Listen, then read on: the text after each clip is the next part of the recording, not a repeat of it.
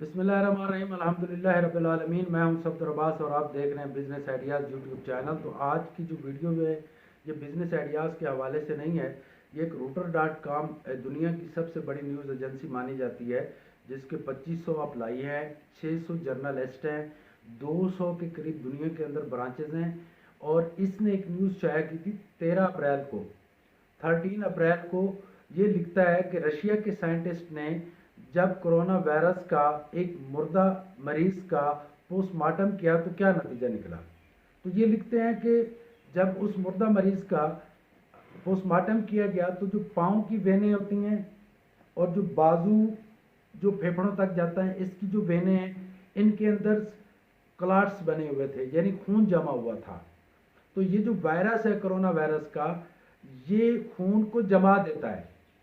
तो उन्होंने जब इसके इलाज को दरियाफ्त किया तो क्या निकला कि सिर्फ एस्प्रिन गोली, जिसकी एक किस्म डेस्प्रिन भी है, डिस्प्रिन जो कि 10 रुपए का 10 गोलियां मिलती हैं, वो इसका इलाज है। उन्होंने कहा कि जब भी खून गाढ़ा होता है तो फेफड़ों तक ऑक्सीजन नहीं पहुंचती है और जिसकी वजह से कोरोना का जो मरीज है सांस ऑक्सीजन न मिलने की वजह से मर जाता है। तो उन्होंने इसका इलाज क्या दरियाफ्त किया कि इसका इलाज है एस्प्रिन और डिस्प्रिन। तो कितनी अमेजिंग बात है।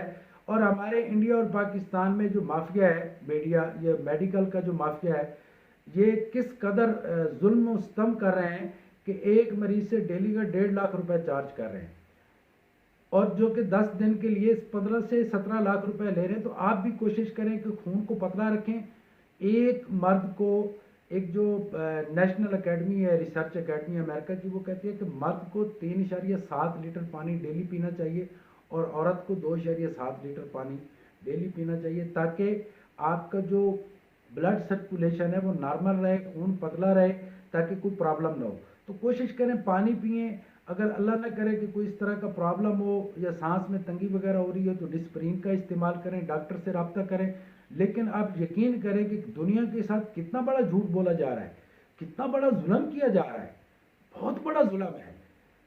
और ये 13 अप्रैल की न्यूज़ है Reuters.com की। आप भी जाके देखें। और चाइना को भी इस बात का पता था कि असल हकीकत क्या है।